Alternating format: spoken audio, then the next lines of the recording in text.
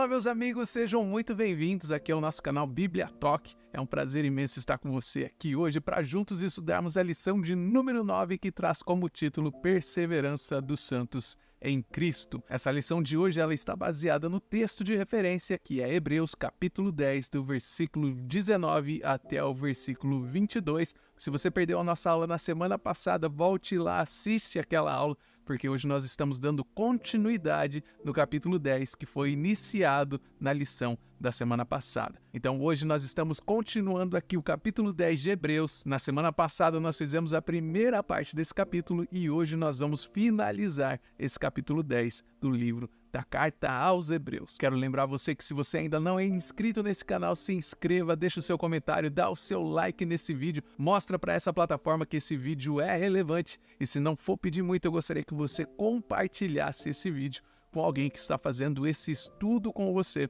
e assim você vai estar ajudando essa pessoa a entender um pouquinho mais sobre o capítulo 10 do livro de Hebreus. Mas eu estou falando sério, faz isso agora antes que você esqueça, já faz isso agora, porque você não faz ideia o quanto isso ajuda a gente aqui no nosso vídeo. Então, meus amigos, nessa lição de hoje, o autor da Carta aos Hebreus ele vai continuar mostrando a superioridade de Jesus em comparação com o sistema sacrificial lá do Antigo Testamento. Ele vai começar, então, essa sessão dizendo que a lei que eles estavam seguindo, que a lei que tinha sido dada a Moisés, ela não era o fim nela mesma, mas ela era apenas uma sombra das coisas boas que ainda estariam por vir. E isso é muito importante que eu e você, que nós consigamos entender, porque aqueles sacrifícios repetidos que eles faziam de animais, eles nunca poderiam retirar completamente o pecado daquele povo, daquela sociedade. Então era uma coisa temporária. Então eles precisavam fazer esses sacrifícios dia após dia, ano após ano, para poder se sentirem limpos diante da presença de Deus. Mas todos esses sacrifícios que eles faziam, eles não satisfaziam a ira de Deus, eles apenas amenizavam a ira de Deus, conforme nós podemos ver lá em Hebreus capítulo 10, do versículo 1 até o versículo 4. Mas aí agora, se você olhar no versículo 5, você vai ver que diz assim, onde Jesus diz, sacrifício e oferta não quisestes, mas um corpo me preparaste. O que o autor está nos dizendo nesse versículo 5 é que Deus ele não se agradou dos sacrifícios de animais. Então ele preparou um corpo. Que corpo? O corpo de Jesus Cristo, para poder ser sacrificado e ser oferecido como uma oferta perfeita, o sacrifício perfeito. Então Jesus ele veio ao mundo. Ele veio para fazer a vontade de Deus. E qual que era a vontade de Deus? A vontade de Deus era que ele se oferecesse como um sacrifício final e perfeito. E isso era algo que aquele sacrifício que eles faziam de animais, eles nunca poderiam alcançar. Então é o sacrifício de Jesus que satisfaz de uma vez por todas a ira de Deus, conforme nós vamos ver lá em Hebreus capítulo 10, do versículo 5 até o versículo 10. E a beleza de tudo isso que nós estamos conversando está justamente lá nos versículos 11 até o versículo 14, onde nós vemos a grande diferença entre os sacerdotes humanos e Jesus Cristo. Porque os sacerdotes, eles ofereciam sacrifícios repetidamente, e aqueles sacrifícios que eles ofereciam, eles nunca poderiam purificar completamente o pecado daquele povo. Mas aí nós vemos que Jesus, depois que ele oferece o seu sacrifício, o seu único sacrifício pelos pecados, ele se assentou à direita de Deus. E isso significa que o trabalho de Jesus, o trabalho que ele realizou ali na cruz do Calvário, ele estava completo, estava definitivamente completo. E através desse único sacrifício, ele aperfeiçoou para sempre todos aqueles que estão sendo santificados. E essa é uma notícia maravilhosa para mim e para você, porque isso nos mostra que o sacrifício de Jesus, ele estava válido no passado para aquele povo judeu que estava ali se encontrando com Jesus Cristo naquele tempo. E ele serve para mim e para você e para todas as outras gerações futuras que estão por vir. E isso nós podemos constatar lá em Hebreus capítulo 10, do versículo 11 até o versículo 14. Então, se você avançar agora do versículo 15 até o versículo 18, nós vamos ver lá a promessa de uma nova aliança. Porque nós vemos lá que Deus diz que ele colocaria a lei dele no nosso coração e nas nossas mentes, e das nossas iniquidades, dos nossos pecados, ele não se lembraria mais. E isso é muito maravilhoso porque acaba mostrando para mim e para você que é através do sacrifício de Jesus Cristo que nós somos completamente perdoados. Não existe mais a necessidade de eu e você, de nós oferecermos sacrifícios pelos nossos pecados, porque Jesus ele já fez isso de uma vez por todas, como a gente consegue constatar lá em Hebreus capítulo 10, do versículo 15 até o versículo 18. Mas o que me chama muito mais atenção aqui nesses versos é o versículo 17, que diz assim: dos seus pecados e iniquidades não me lembrarei mais. E o que isso significa para mim e para você? Isso significa que Deus, na sua infinita graça, na sua infinita misericórdia, Ele mesmo escolhe não segurar os nossos pecados contra nós. Pela forma como esse versículo está escrito, pode-se pensar que Deus é um Deus esquecido, que Ele simplesmente esquece das coisas. Mas a realidade é que Ele é um Deus que, por causa do sacrifício de Jesus, Ele mesmo decide não se lembrar dos nossos pecados. É como se Deus dissesse: eu sei o que você fez, eu sei como a sua vida era, mas eu, na minha infinita misericórdia e graça, eu decido não te punir pelos seus pecados, porque quando eu olho para você, eu vejo o sacrifício do meu filho, eu vejo que o meu filho, Jesus Cristo, ele pagou o preço. E é muito interessante aqui nesse ponto a gente lembrar e refletir sobre que muitas vezes a gente passa a nossa vida inteira se remoendo, nos sentindo mal por causa de algum pecado, de alguma falha que nós praticamos. E nós passamos tantos anos debaixo dessa pressão, dessa opressão, porque nós não conseguimos nos perdoar. E essa falta de perdão próprio, essa cobrança própria, acaba acarretando vários problemas de saúde física na minha e na sua vida por causa desses traumas. Enquanto, na verdade, o próprio Deus do universo, o próprio Criador do universo, Ele escolhe não se lembrar dos nossos pecados. Então eu quero te perguntar: quem somos nós para continuarmos nos culpando por esses pecados que nós cometemos no nosso passado? Então, nesse dia, onde quer que você esteja assistindo esse vídeo, aceite a graça de Deus sobre a sua vida. Viva uma vida livre na liberdade que Cristo nos proporcionou. Então, meus amigos, o que nós vemos aqui é que Jesus, ele é o cumprimento de todas as leis do passado, de todas as leis da antiga aliança. Ele é o sacrifício perfeito que nos purificou de uma vez por todas. Então, esse é o resumo da nossa lição passada. Esse é o resumo de tudo que nós vimos ali da primeira parte do capítulo 10 de Hebreus. Então, agora, nesse exato momento, nós vamos ao nosso texto de referência que está ali em Hebreus, capítulo 10, do versículo 19 até o versículo 22. O versículo 19 diz assim: temos plena confiança para entrar no Santo dos Santos pelo sangue de Jesus. Versículo 20. Por um novo e vivo caminho que Ele nos abriu por meio do véu, e isto é, do seu corpo. E eu acho muito interessante esse versículo 20, justamente porque eu não sei se você se lembra da semana passada, quando nós falamos sobre o véu, sobre a cortina que existia ali dentro do templo, que separava o lugar santo do lugar santíssimo. Aquela cortina nos mostrava que ninguém poderia ter acesso a Deus. A única pessoa que poderia entrar naquele lugar onde estava ali a Arca da Aliança, que simbolizava a presença de Deus, era o sacerdote, e ele fazia isso de uma vez por ano. Mas agora o escritor da carta aos Hebreus está dizendo pra gente aqui no versículo 19 que nós precisamos ter confiança. E ele diz assim: irmãos, temos plena confiança. E embora isso possa parecer um pouco arrogante, isso é apenas o escritor aqui da carta aos Hebreus dizendo que eu e você, nós podemos simplesmente ter confiança, que nós podemos ter acesso direto ao Pai através de Jesus Cristo, porque Ele nos abriu um novo e vivo caminho. Então existe essa imagem que é refletida aqui nesse momento. Não sei se você consegue visualizar isso, mas assim como o véu que separava ali os homens de Deus no Antigo Testamento, nós vemos Cristo ali na cruz do Calvário, que de certa forma ele também foi rasgado como aquele véu, porque o ato da crucificação foi como se tivesse sido rasgado o corpo de Cristo. Ele foi açoitado, ele foi flagelado por nós, ele foi pregado na cruz, ele foi transpassado pelas nossas transgressões. Então, num certo sentido, o corpo dele foi realmente rasgado por mim e por você. Então existe essa imagem do véu do templo se rasgando, quando ele se dividiu de cima para baixo. Assim como o corpo de Jesus Cristo, ele também foi rasgado ali na cruz do Calvário, nos proporcionando um acesso direto a Deus. O véu do templo ele foi rasgado para que a humanidade pudesse ter acesso a Deus. E agora nós temos essa imagem perfeita,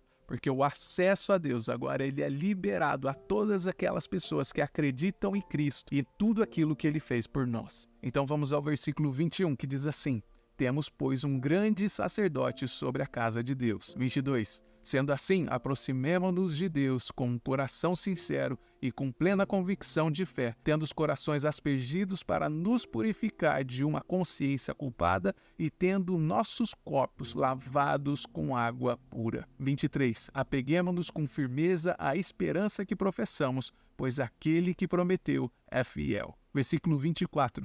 E consideremos-nos uns aos outros para incentivar-nos ao amor e às boas obras. E último versículo 25, e não deixemos de nos reunir como igreja, segundo o costume de alguns, mas encorajemo-nos uns aos outros, ainda mais quando vocês veem que se aproxima o dia. Então, está aqui o texto de referência completo para essa lição de hoje. Então, vamos passar um versículo por versículo para entender o que o autor está tentando dizer aqui para a gente. Ele está dizendo que por causa de tudo aquilo que Jesus Cristo fez por mim e por você, por aquele povo, por aqueles hebreus, então ele começa a dar algumas diretrizes e algumas expectativas que ele tem daquele povo para quem ele estava escrevendo aquela carta, que são os hebreus. E eu vou colocar aqui na tela agora para vocês essas 5 coisas, essas 5 passagens que nós acabamos de ler. A primeira diretriz aqui que o autor da carta aos hebreus está deixando para mim e para você está no verso 22, que diz assim: acheguemo-nos de Deus com fé. Ele está dizendo, vamos nos aproximar de Deus com um coração sincero e plena convicção de fé, tendo os nossos corações purificados para livrar-nos de uma consciência culpada. É isso que ele está dizendo aqui nesse versículo. E com isso eu gostaria de fazer uma pergunta para você. Você sabe por que muitas vezes as pessoas não se aproximam de Deus? Elas acabam não se aproximando de Deus simplesmente porque elas se sentem culpadas. Mas se simplesmente elas reconhecessem que aquele que nos perdoa, ele é acessível, porque ele é aquele que pode nos purificar da nossa consciência culpada. Então o inimigo ele fica brincando com a nossa mente. E é essa coisa distorcida que acontece, porque nós pensamos, eu não posso me aproximar de Deus, eu não posso pedir perdão a Deus, porque eu me sinto culpado de tudo aquilo que eu fiz. Porque de alguma forma Deus vai ficar muito bravo comigo por causa desses erros que eu cometi. E assim nós perdemos a comunhão com Deus. E o nosso inimigo, ele adora roubar a nossa comunhão com Deus. E ele fica sussurrando mentiras nos nossos ouvidos, dizendo que nós nunca vamos poder ser realmente perdoados. E então, a partir disso, a gente começa a nem tentar mais pedir perdão dos nossos pecados. E aí acabamos vivendo por aí as nossas vidas, carregando um saco pesado de culpa e de vergonha, ao invés de entregarmos essa culpa e essa vergonha àquele que sim pode perdoar a nossa culpa e a nossa vergonha. Então, o autor da carta aos Hebreus, ele diz, vamos nos aproximar de Deus com um coração sincero e plena confiança de fé. Por quê? Porque nós temos um coração que foi purificado.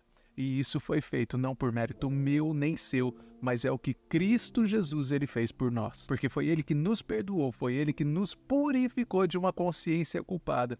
E é ele que lava os nossos corpos em águas puras. E o que o autor ele está querendo dizer isso? Com águas puras, lava os nossos corpos. Isso está se referindo ao batismo nas águas, é o batismo. Então no próximo versículo, no versículo 23, nós vamos ver a próxima diretriz. Qual que é a próxima diretriz? Apeguemo-nos. Ele diz, vamos nos apegar sem vacilar à esperança que nós professamos. No versículo 24 ele vai dizer, consideremo-nos como podemos incentivar uns aos outros no amor e as boas obras. E é interessante porque parte da nossa responsabilidade como parte do corpo de Cristo é fazer com que as outras pessoas elas possam se sentir incentivadas a viver um caminho de amor e a fazer boas obras. E isso não significa que boas obras ou boas ações elas salvem você, que elas sirvam para a sua salvação, porque nós sabemos que as obras por si só, elas não salvam, mas as obras elas devem ser seguidas de um coração que ama Jesus. Tem muita gente, muita crença, muita religião que acaba colocando a carroça na frente dos bois. Mas a certeza que nós temos é que nós somos salvos através da graça, através da fé em Cristo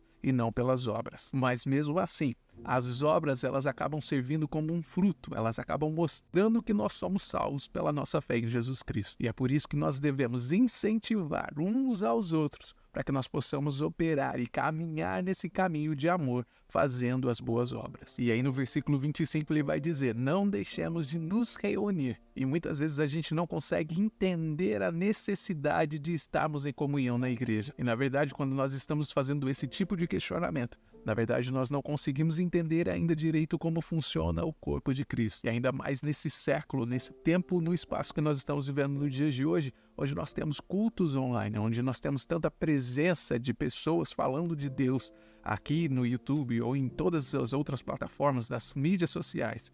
E esse é o perigo dessa beleza da internet que nós temos hoje em dia, onde as pessoas acabam vivendo as suas vidas isoladamente. Uma pessoa crente, ela pode se trancar dentro de casa, dentro do seu quarto, assistir todos os cultos online. Ela pode assistir todos os estudos bíblicos que tem aqui nessa plataforma do YouTube. Ela pode fazer tudo o que ela tiver que fazer através da internet. E ela pode fazer isso pelo resto da vida dela, se ela quiser.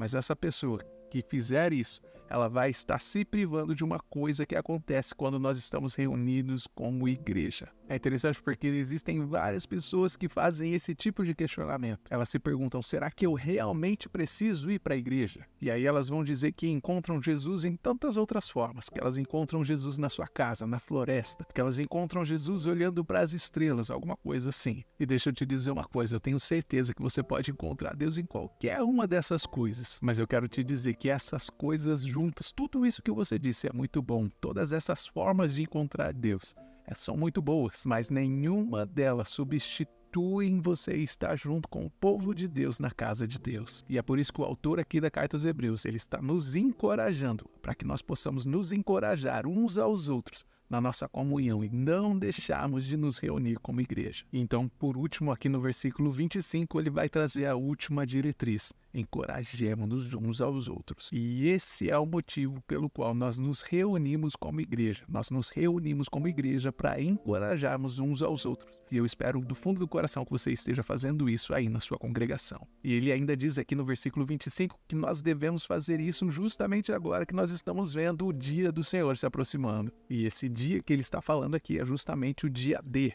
O dia em que nós vamos ver o retorno de Cristo. Eu não sei se você percebeu, mas em outras palavras, o que o autor aqui da Carta aos Hebreus está tentando dizer é que nós estamos vivendo dia cada vez mais sombrios à medida que esse dia do Senhor se aproxima. E a gente nem precisa olhar muito longe para ver que o nosso mundo está completamente confuso. Parece que o nosso mundo onde nós vivemos está de cabeça para baixo. Nós estamos vivendo em um tempo onde as pessoas elas chamam de coisas boas aquelas coisas que até um tempo atrás eram coisas más. E chamam de coisas más o que até algumas gerações atrás eram chamadas de coisas boas. E o profeta Isaías, ele nos alertou sobre isso que nós viveríamos nos últimos dias. Ele disse assim, ai daqueles que chamam o mal de bem e o bem de mal. E isso é um alerta muito seríssimo para mim e para você nos dias de hoje. Nós estamos vivendo num tempo onde nós estamos vendo o cumprimento das Escrituras. Então nós estamos vivendo em um tempo muito confuso e muito difícil de ser navegado. Existe uma perseguição crescente vindo ao nosso encontro. As pessoas estão nos odiando pela nossa crença.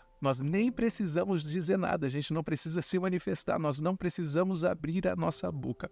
Eles já nos odeiam pelo que nós representamos com a nossa crença. Então é por isso que nós precisamos nos reunir como igreja. Nós precisamos nos encorajar uns aos outros e dizer uns aos outros, lute o bom combate da fé, corra essa corrida com perseverança e não desista. Como o apóstolo Paulo escreveu em 1 Coríntios capítulo 9, vocês não sabem que todos os corredores correm, mas apenas um ganha o prêmio? Corram de tal maneira para que obtenham o prêmio. Todos os competidores estão em um treinamento rigoroso. Eles fazem isso para obter uma coroa que não dura. Nós, porém, para obter uma coroa que dura para sempre. Amém? É isso que Paulo escreveu. E é por isso que Paulo ele vai falar sobre esquecer das coisas que para trás ficam e avançar para as coisas que estão adiante de nós, para que nós possamos receber o prêmio de Jesus, sendo chamados para o céu. E quando ele soube que a vida dele estava chegando ao fim, ele diz, está reservada para mim a coroa de justiça, não só para mim, mas para todos os que aguardam ansiosamente a sua vinda. Então é justamente por isso que nós devemos nos reunir, nós devemos continuar nos encorajando uns aos outros. Lembrando que nós devemos continuar correndo essa corrida com perseverança, porque nós temos um prêmio que nos aguarda no final, nós temos uma coroa que nos aguarda no final. Amém? Tudo certo até aqui? Espero que você tenha entendido então o nosso texto de referência e assim nós vamos ao versículo do dia que diz assim: retenhamos firmes a confissão da nossa esperança, porque fiel é aquele que prometeu. Hebreus capítulo 10, no versículo 23. A verdade aplicada de hoje diz assim: a perseverança em Cristo faz parte da caminhada cristã da salvação.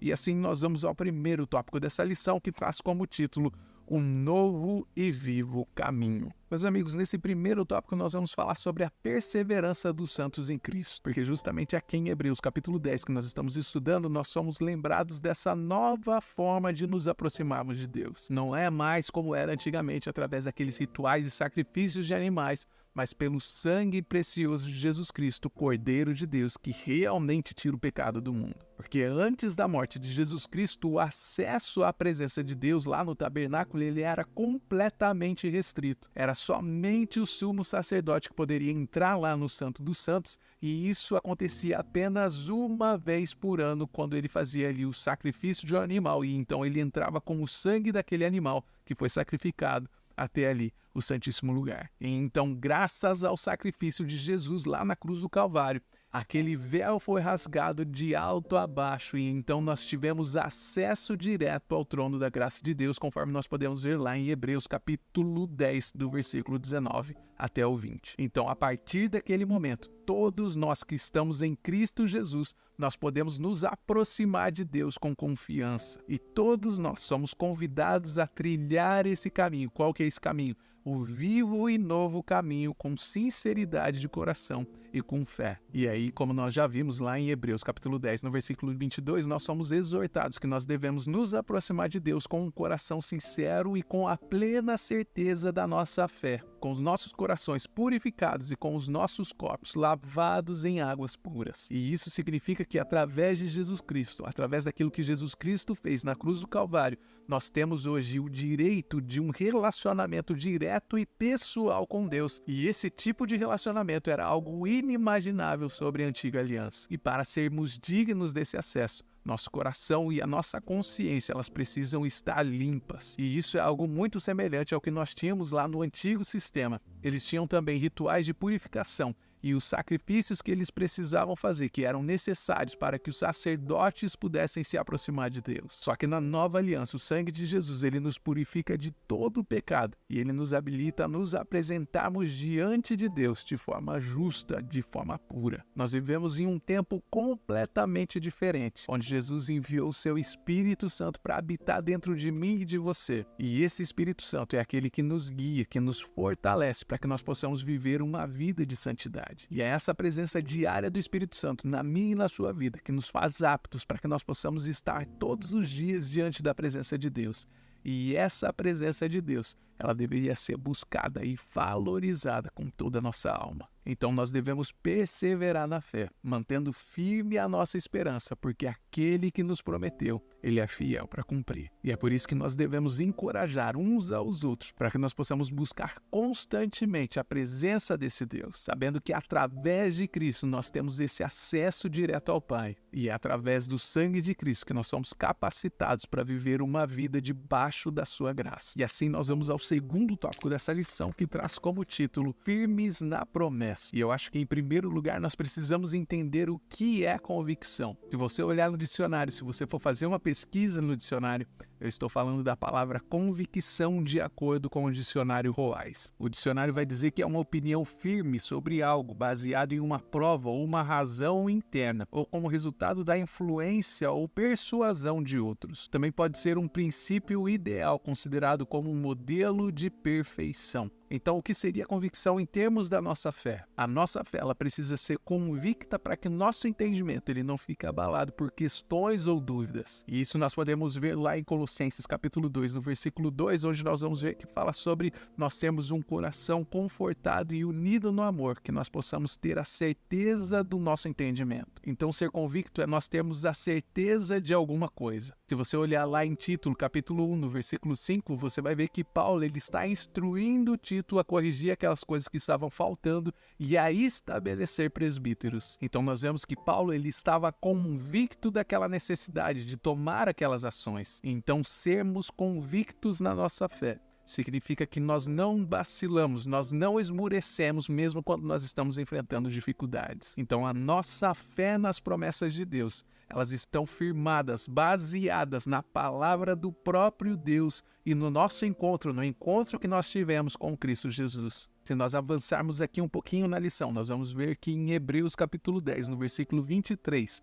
o autor ele vai nos exortar a manter firme a esperança da fé que nós professamos. E esse termo que ele usa, o termo retenhamos firmes, ela é traduzida da palavra grega, e essa palavra significa reter fielmente, conservar com zelo o que possuímos e não deixar isso escapar. Uma outra coisa interessante aqui é o tempo verbal que foi usado nessa passagem. O tempo verbal é o presente do subjetivo, conforme você pode ver aí na sua lição, e ela expressa uma atitude imediata. Ela expressa uma atitude de urgência, o que acaba indicando a sua possibilidade e a sua potencialidade. E isso significa que o autor da carta aos Hebreus estava dizendo para os seus leitores que se eles não mantivessem firmes a sua fé, a sua salvação, eles poderiam perder a salvação que eles tinham ganhado através de Jesus Cristo. E é exatamente por isso que nós devemos guardar aquilo que Jesus Cristo nos deu, conforme está escrito lá em Apocalipse, capítulo 3, no versículo 1, que nos adverte a segurar aquilo que nós temos, para que ninguém tome de nós a nossa coroa. Então, manter firme a convicção na promessa de Deus, ela nos garante a salvação, mesmo quando nós estamos diante de grandes adversidades e provações. Porque essa convicção, ela não é uma convicção vã, mas ela é baseada na fé inabalável na palavra de Deus e no encontro que nós tivemos com Cristo. E é por isso que nós precisamos reter essa esperança com zelo e com a urgência que ela necessita, porque isso é essencial para a nossa caminhada de salvação. E quando eu termino de falar isso para você, eu começo já a pensar nas tretas que isso pode gerar aqui nesse mundo da internet. Porque os arminianos, eles vão dizer que é sim, tá vendo? Aí está a prova de que a salvação ela pode ser perdida. E por outro lado, vai ter um monte de calvinista dizendo que isso que eu estou dizendo agora é um absurdo porque a salvação não é nossa para que nós possamos perder. Mas eu acredito fielmente que esse texto que nós estamos abordando aqui, no capítulo 10 de Hebreus, ele não está falando nem para calvinistas e nem para arminianos. Porque se você entender o contexto do capítulo 10, dos versículos 26 até o 31, o autor da carta aos Hebreus, ele está falando diretamente para aquelas pessoas a quem ele está direcionando essa carta, que são os hebreus, os judeus que aceitaram a Jesus Cristo. Porque se você era um judeu e você acreditava em Jesus, mas aí no meio do seu caminho você decide que você ia continuar pecando e que você poderia usar do sistema sacrificial judaico para pedir perdão dos seus pecados, através ali do sistema de sacrifício de animais, que o autor está dizendo que não restava mais sacrifícios pelos seus pecados. O autor vai dizer que você estaria pisando no Filho de Deus novamente, que você estava crucificando Jesus novamente. Então agora, quando aquele judeu rejeita o sacrifício de Jesus Cristo, já não existe nenhum sacrifício que possa purificar aquela pessoa dos seus pecados, porque primeiro, ela já tinha rejeitado o sistema de sacrifícios tradicional do judeu, e agora ele estava rejeitando o sacrifício de Jesus, então não existia mais como aquela pessoa ser perdoada. Aí o autor está dizendo, lembra-se do que acontecia com eles? Pois bem, se você rejeitar esse maior sacrifício que é Cristo, então rejeita a lei, então não resta mais sacrifício pelos seus pecados. Então aqueles judeus, ao rejeitarem a lei de Moisés e o sistema sacrificial, depois rejeitando a Jesus Cristo e o sacrifício que ele fez por nós, estava ali então insultando o Espírito da graça. E eu acho que é sobre isso que o texto, e o contexto desse texto, está falando. Eu realmente não acredito que essa passagem seja uma passagem alarmista simplesmente porque eu e você, nós não fizemos parte desse contexto de sacrifício de animais, do sistema sacrificial da lei do Antigo Testamento. Tudo que nós conhecemos foi Jesus Cristo, nós aceitamos Jesus Cristo como nosso único e suficiente Salvador, e é justamente por isso que eu não vejo o contexto desse texto sobre mim e sobre você, mas sim sobre aqueles judeus que aceitaram a Jesus e que saíram de um sistema religioso, do sistema sacrificial, para Jesus Cristo. Porque aquelas pessoas que vinham do antigo sistema, que aceitavam a Jesus, se elas recaíssem naquele velho sistema que elas serviam, elas estariam pisando sim no Filho de Deus e estariam ali tratando como algo profano o sangue da nova aliança. Eu sei que é um pouquinho confuso, mas se você quiser, deixa aí no comentário, a gente pode fazer um vídeo específico falando sobre esse assunto. E assim nós vamos ao terceiro tópico dessa lição, que traz como título Vida em Comunhão. E como nós já dissemos antes, quando nós participamos dessa comunhão com os irmãos da igreja, nós sentimos como se fosse um encorajamento significativo na nossa jornada de fé. E isso acontece porque é justamente ali no ambiente da igreja, onde nós estamos reunidos, que o Espírito Santo acaba fortalecendo cada um E isso é essencial na nossa caminhada cristã. E é justamente esse o contexto aqui da Carta aos Hebreus, nesse capítulo que nós estamos vendo. Aqui no versículo 25, o autor da Carta aos Hebreus, ele vai dizer que muitas pessoas acabam se afastando dos cultos da igreja. E ele acaba incentivando aqui os crentes em Jesus Cristo que eles se animem, que eles se encorajem uns aos outros. E isso me traz 2 pontos assim imediatos na minha cabeça. O primeiro ponto é o afastamento. Eles acabaram se afastando, não sei se por causa de um desânimo ou se foi por alguma coisa que acabou acontecendo ali dentro daquela comunidade, essas pessoas acabaram se afastando. E eu tenho certeza que enquanto eu estou falando dessas pessoas que acabaram se afastando da igreja, você está aí na sua cabeça se lembrando de pessoas que faziam parte do convívio da igreja e por algum motivo ou outro acabaram se perdendo. A segunda coisa que me salta aos olhos nesse versículo é a rejeição da comunhão. Existem muitas pessoas que não se perderam no caminho, não se afastaram, mas elas acabam rejeitando essa comunhão. Elas acabam rejeitando a prática da comunhão e da adoração coletiva ao Senhor. Então nós temos aí pessoas que por motivos N, por vários motivos, elas acabam não se agregando ao corpo de Cristo. E eu acho isso E para explicar isso, eu poderia dizer como se fosse realmente um corpo. Se você imaginar o corpo de Cristo como sendo um corpo, nós vemos cada membro que o corpo tem como sendo essencial. Eu não posso viver com o dedinho longe da minha mão. O meu dedinho ele precisa estar na minha mão para que ele tenha a função que ele precisa ter. A minha mão fora do meu braço, ela seria uma mão que morreria, apodreceria e nós teríamos que enterrar. Meu braço sem a minha mão poderia continuar sendo parte do meu corpo sem a mão, mas ele continuaria vivo, continuaria ligado no meu corpo. Então todas aquelas pessoas que se afastam, elas correm um risco muito grande de morrer na sua fé.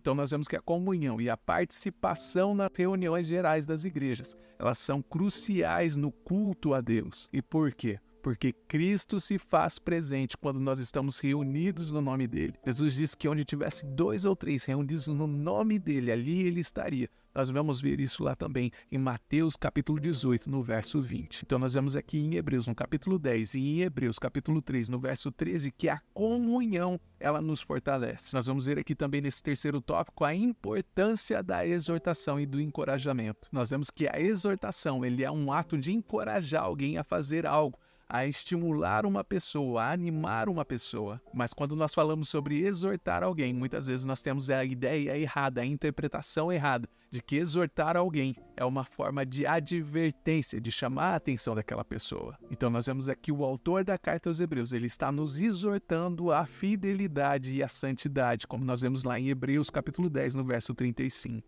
E ele faz isso ressaltando para mim e para você que o grande dia do Senhor está se aproximando. E quando ele diz isso, ele não está brigando com os leitores, ele não está brigando comigo, com você. Ele está nos incentivando para que eu e você possamos nos manter fiéis a Deus, nos mantermos fiéis aos seus mandamentos, porque existe uma grande recompensa para todos aqueles que perseveram na sua caminhada. Mas para todas aquelas outras pessoas que recuarem na caminhada, Deus diz que ele não ficará contente com elas, conforme nós vemos lá em Hebreus capítulo 10, do verso 38 ao 39. Então, à medida que nós participamos das atividades na igreja, à medida que nós nos envolvemos em comunhão com os irmãos da igreja, nós devemos ter isso gravado na nossa mente e no nosso coração, que nós estamos fortalecendo a fé dos nossos irmãos, nós estamos encorajando os nossos irmãos a permanecerem firmes nesse vivo e novo caminho que o Senhor nos proporcionou. Então, segundo o autor aqui da Carta aos Hebreus, é essencial que nós possamos ter isso sempre na nossa mente, que a comunhão entre os irmãos ela é muito importante como uma adoração coletiva ao nosso Deus, porque essa prática ela é fundamental para que nós possamos estar preparados espiritualmente, para que nós possamos estar prontos para aquele grande dia, o dia do Senhor. Mas também existe um porém muito importante que eu não posso deixar de comentar aqui nesse vídeo para você. Existem igrejas por aí, eu não estou falando da sua igreja, mas existem igrejas que acabam afastando as pessoas da convivência. E elas fazem isso porque elas têm uma cultura tóxica. Porque ao invés delas agregarem a comunidade, elas acabam afastando as pessoas. E eu sou muito pragmático nesse aspecto. A igreja do Senhor, ela deve ser o lugar onde o povo de Deus, ele se reúne para adorar a Deus em comunidade. Só que muitas vezes, no momento de adoração ali no culto, no momento da palavra, ao invés de estarem adorando a Deus, as pessoas estão adorando a si mesmo, com músicas que falam apenas ao nosso coração e promovem o nosso ego. Então, se essa é a igreja que você está indo, eu aconselho você do fundo do coração a procurar uma outra igreja onde se adora a Deus de verdade e onde existe a pregação da palavra de Deus que produz cura, que produz libertação e que produz um confronto na sua vida. A igreja, a comunidade do Senhor, ela não é aquele lugar onde você vai para se sentir bem. É um lugar onde você vai para ser transformado. Tudo certo? Ficou claro isso para você? Qual que é a sua opinião sobre esse assunto? Você já experimentou uma igreja desse tipo, uma igreja coach, onde todo mundo faz você se sentir bem? Deixa aí nos comentários que eu quero saber. E eu espero do fundo do coração que você tenha aprendido uma coisa ou duas com essa lição de hoje e eu te vejo no próximo vídeo.